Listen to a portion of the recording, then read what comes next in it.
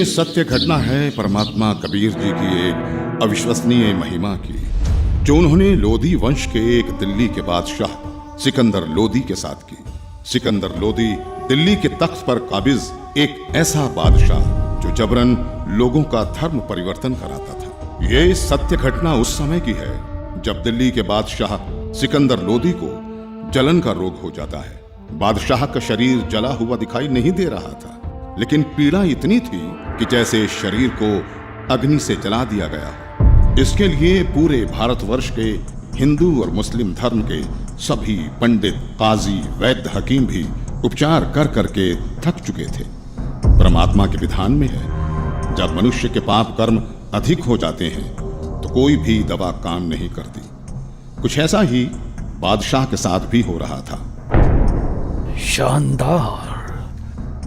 अल्लाह के फजल से ये दवा जरूर हमारे जलन के रोग को ठीक कर देगी, इंशाअल्लाह।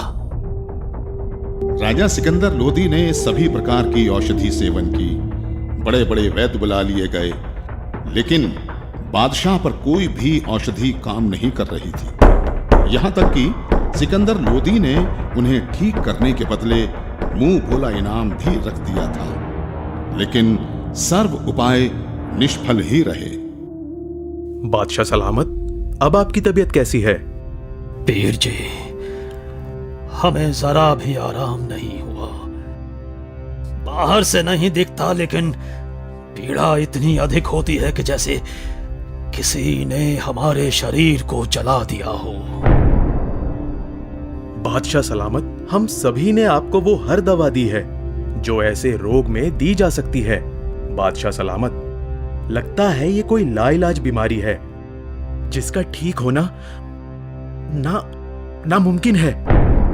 गुस्ताखी माफ बादशाह, अगर आपकी इजाजत हो तो हम आपसे कुछ कहना चाहते हैं, क्योंकि हम सबको ये पता है कि आपको ये लाइलाज रोग अल्लाह की मर्जी से हुआ है, तो इसका इलाज भी हम वैद्य नहीं बल्कि कोई पहुंचा हुआ संत फकीर ही कर सकता है। और हम ऐसे ही एक सिद्ध महापुरुष को जानते हैं। कौन है वो? काशी में कबीर नाम के एक महापुरुष हैं। हमने सुना है कि उन्होंने बहुत सारे लोगों के कष्ट दूर किए हैं। उनमें मुर्दे तक को जीवित करने की शक्ति है। बादशाह सलामत, अगर वो रहम कर दें तो ये रोग एक लम्हे में खत्म हो सकता है। मौलवी साहब, आप कैसी बातें कर रहे हैं? इतने बड़े बड़े हकीम और वैद्य जो रोग ठीक नहीं कर सके, वो भला ये कबीर कैसे ठीक कर सकता है? हमें तो लगता है कि अब हमें इस रोग के साथ ही आखिरी दम तक जीना पड़ेगा। अब तो जीने की चाह भी खत्म होती जा रही है। गुस्ताखी माफ करें जहांपना, लेकिन कबीर जी कोई साधारण पीर नहीं है। वो चाहें तो कुछ भी कर सकते हैं। ठीक है, हमारे काशी चलने का बंदोबस्त किया जाए।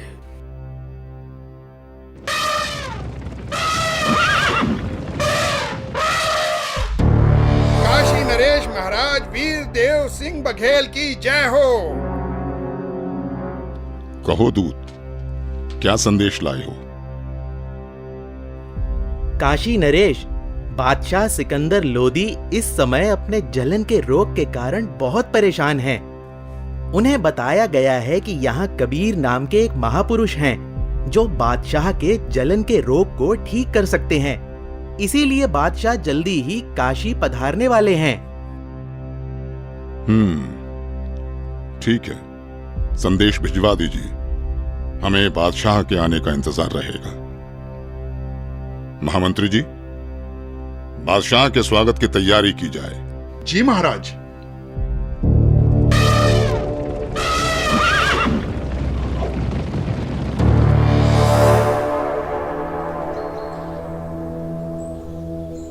बादशाह सलामत, कृपया भोजन ग्रहण करें। वीरदेव, मैं तुम्हारी खातिरदारी से बहुत प्रसन्न हूं, लेकिन मैं कुछ भी खा नहीं सकता।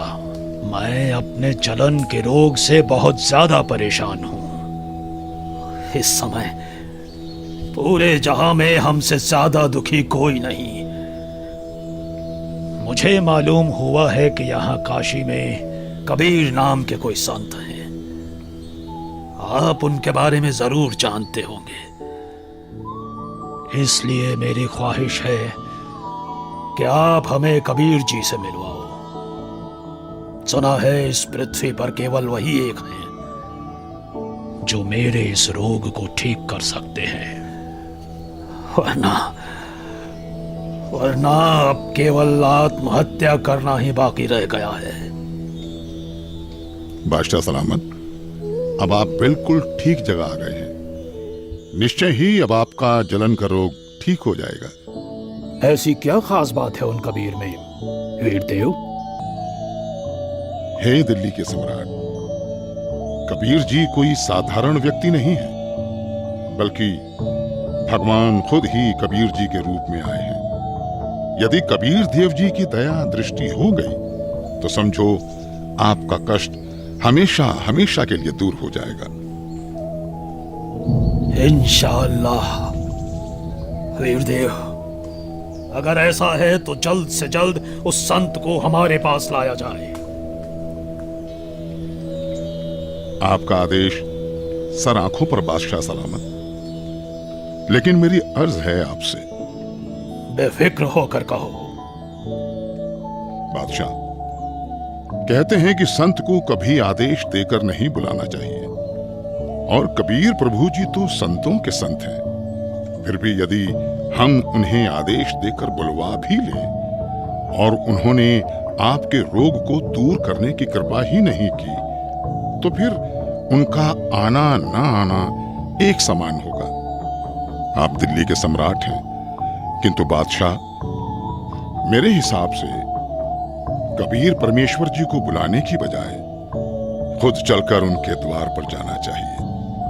उनके आगे नतमस्तक होना चाहिए, तभी संत प्रसन्न होकर अपनी कृपा बरसाते हैं। इसलिए मेरा अनुरोध है कि हमें खुद ही कबीर प्रभु के पास चलना चाहिए। बाकी आप जैसा आदेश दें।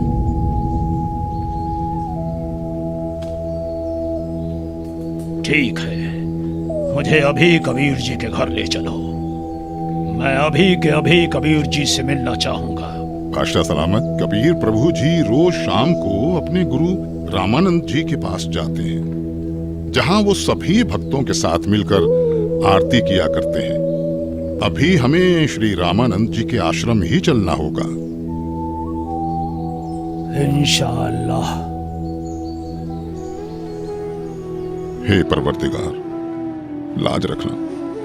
आपके दर्शनार्थ आश्रम की ओर निकल तो पड़े हैं, किंतु वहां तो स्वामी जी ने मुसलमानों का अंदर जाना वर्जित किया हुआ है। दया करना भगवान।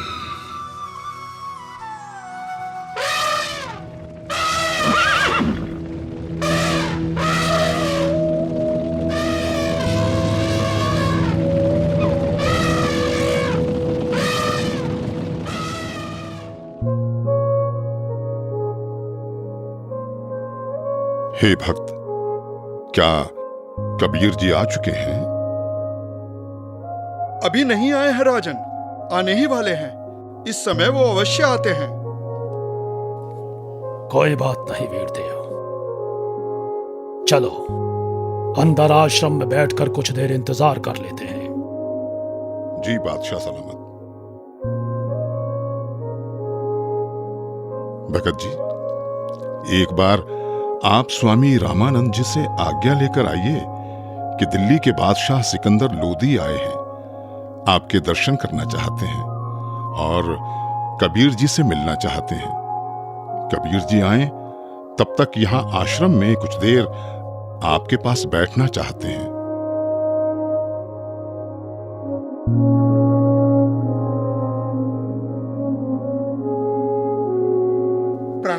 गुरुदेव, गुरुदेव, काशी नरेश वीर देव सिंह और दिल्ली के बादशाह सिकंदर लोधी आए हैं। उनको कबीर जी से मिलना है। उनके आने तक वो आश्रम में बैठकर इंतजार करना चाहते हैं। क्या कहा? सिकंदर लोधी? जी गुरुदेव। उन मांस खाने वाले पापी मुस्लिम मलिच्छों के लिए यहाँ आश्रम में कोई जगह नहीं। कह दो उसे कि बाहर ही इंतजार करे।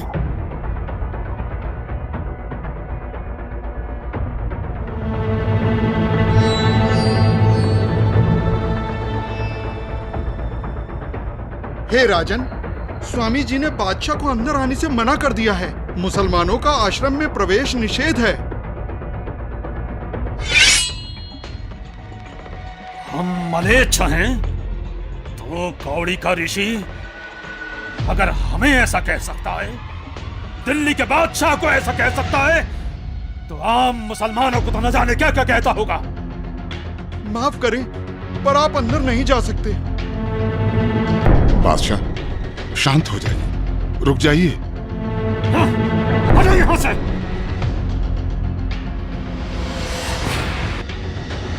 रामानंद हमें काफिर और मलेच्छ कहता है। अभी बताते हैं तुझे कि हम कौन हैं।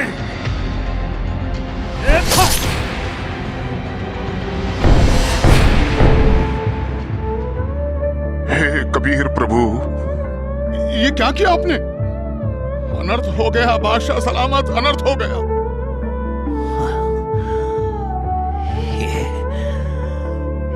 ये मैंने क्या कर दिया? मैं निहायत ही नीच किस्म का व्यक्ति हूं। वीरदेव आया था अपना रोग ठीक कराने, और जिसके पास आए उसके गुरु को ही मार दिया। या अल्लाह, कितने गुनाह किए हैं मैंने, माफ कर दो मुझे। वीरदेव यहां से वापस चलो। कबीर जी अब कभी मेरे रोग को ठीक नहीं करेंगे। अगर मैं उनके सामने रहा तो वो जरूर मुझे बद्दुआ देंगे। इसलिए यहां से अभी के अभी चलो।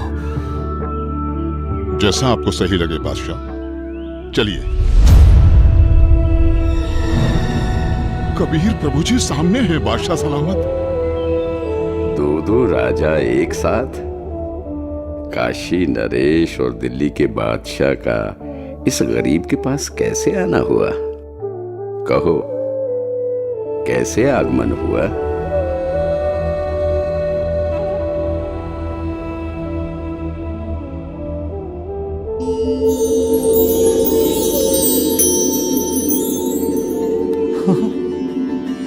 मेरी जलन, मेरी जलन तो ठीक हो गई।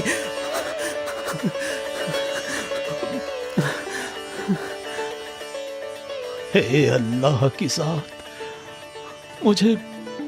मुझे माफ कर दो। मैं बहुत नीच आत्मा हूं, मैं बहुत पापी हूं। क्या बात है राजन? हे परवरदिगार, जिस उद्देश्य से मैं आया था वो तो आपके आशीर्वाद मात्र से ठीक हो गया। मेरे शरीर में जलन का असाध्य रोग था, जिसका कोई उपचार नहीं हो रहा था। उस भयंकर पीड़ा को आपने पल भर में दूर कर दिया परवरदिगार। लेकिन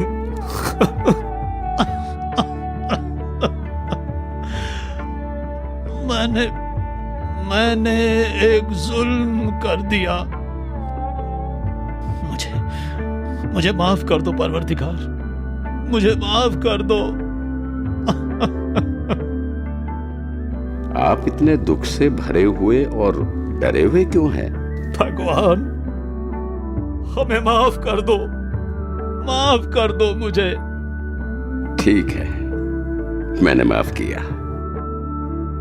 नहीं परवरदिगार, आप मुझे माफ नहीं करेंगे। राजन, आप व्यर्थ में व्याकुल ना हो। मैंने आपको माफ कर दिया। बताओ क्या हुआ? मुझसे एक निहायत ही बड़ा अपराध हो गया है। अगर आप उस अपराध को सुनेंगे तो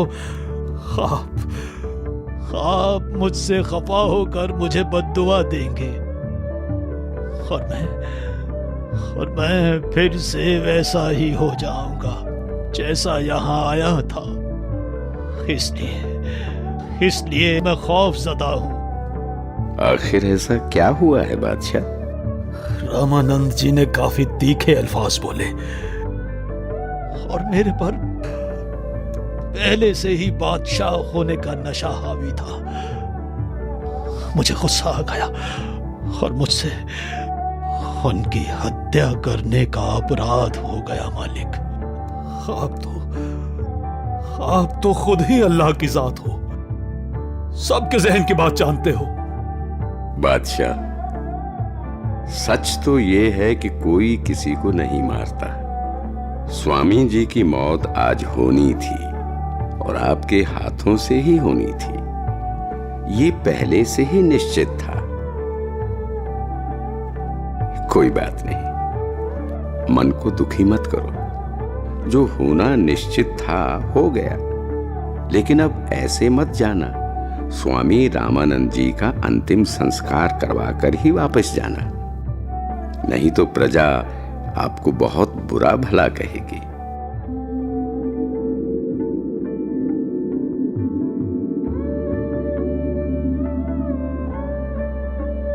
वीरदेव, आज मुझे अल्लाह मिल गए, ऐसे महापुरुष जिनके आशीर्वाद देते ही मैं स्वस्थ हो गया। और मैंने इतना जुल्म किया, फिर भी उन्होंने मुझ पर गुस्सा तक नहीं किया। राजा ने ये क्या किया? अनर्थ हो गया।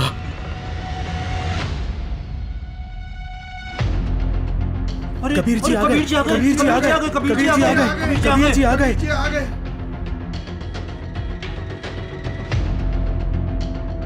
हे भगवान, सिकंदर लोधी ने अपने गुरुदेव की हत्या कर दी। अरे नादानो, कोई किसी को नहीं मारता। अपने गुरुदेव के प्रारब्ध में था इनके हाथों मरना, नहीं तो कहां सिकंदर लोधी बादशाह दिल्ली से चलकर यहाँ अपने आश्रम में आए। इनका तो कोई मतलब ही नहीं बनता यहाँ आने का। भक्तों, अपने गुरुदेव जी का संस्कार इन्हीं के हाथों मरने का था। अरे ये तो फिर से आ गया। अब ये क्या करेगा? गुरुदेव, आरती का समय हो गया। आपके सारे भक्त आपकी प्रतीक्षा कर रहे हैं। उठिए गुरुदेव। हे भगवान, हे गुरुदेव, यहां आपके बच्चे खड़े हैं।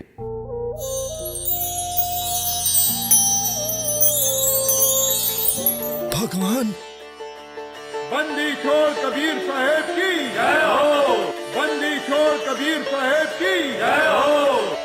हे कबीर देव जी, ये मेरे शरीर के आधे हिस्से से खून और आधे हिस्से से दूध कैसे निकला? क्या राज है इसके पीछे? गुरुदेव, आप तो परम ज्ञानी हो, आपको तो सब पता है। आप तो बस मुझे महिमा देना चाहते हैं, इसलिए आप मुझसे ये प्रश्न कर रहे हैं। गुरुदेव, आपने अपने इस दास कबीर को गुरु मंत्र देकर हिंदुओं से तो छुआछूत की बुराई को दूर कर दिया, लेकिन मुसलमानों से आप अभी भी नफरत करते हैं। गुरुदेव, कोई भी जाति, धर्म, मजहब बुरा नहीं होता। लोग बुरे हो सकते हैं, हम उन्हें सही रास्ते पर ले जाने ही आए हैं। हम उनकी बुराई को दूर करेंगे, ना कि उन्हें खुद से दूर करेंगे। आप अभी तक मुसलमानों से नफरत करते हो, आप मुक्ति प्राप्त नहीं कर सकोगे। मैंने तो अपना सारा जीवन ही मुक्ति पाने के मार्ग में लगा रखा है। अब मैं क्या करूं? हे भगवान, मुझ पर दया करो। राजन, मैं तो बहुत ही निकृष्ट इंसान हूं। पहले भी मैं ब्राह्मणों के अलावा किसी को अपने पास नहीं आने देता था, और अभी भी मेरे अंदर ये दोष था कि मैं मुसलमानों से नफरत करता था। लेकिन आज परमात्मा कबीर जी की कृपा से मेरे मन से ये मैल चला गया। दुनिया के लिए मेरे शिष्य बनकर लीला कर रहे हैं, किंतु सच तो यही है कि ये सर्व सृष्टि रचनहार है, और मैं भी इन्हीं की शरण में हूं। राजन, मैंने तुम्हें बहुत बुरा भला कहा, मुझे क्षमा करना। मुझे माफ करें गुरुदेव, मैं एक नीच इंसान हूं। मैंने भी बिना सोचे समझे आप जैसे महापुरुष की हत्या कर दी। वो तो मेरी खुशकिस्मती है कि आज मुझे परमात्मा कबीर देव जी के रूप में खुद अल्लाह ही मिल गए। मेरा भी न जाने कौन से जन्म का पुण्य फल उदय हुआ कि मुझ नीच को आप कबीर प्रभु मिल गए। मैंने तो अपने आप को मनुष्यों में सर्वश्रेष्ठ मान लिया था, लेकिन आपकी लीला से मुझे पता चला कि मैं तो कितना निकृष्ट था। आपने ये लीला मुझे सतमार्ग पर लाने के लिए ही की है। मैं तो धन्य हो गया। बंदी छोड़ कबीर साहेब की जय हो। बंदी छोड़ कबीर साहेब की जय हो। बंदी छोड़ कबीर साहेब की जय हो। इस तरह परमात्मा कबीर देव जी ने न केवल सिकंदर लोदी बल्कि गुरु रामानंद जी को सतमार्ग दिखाया और उन्हें मुक्ति की तरफ ले गए। ये अनमोल ज्ञान जगत गुरु तत्वदर्शी संत रामपाल जी महाराज के सत्संगों का अंश मात्र है। संपूर्ण आध्यात्मिक ज्ञान के लिए सुनिए संत रामपाल जी महाराज के मंगल प्रवचन।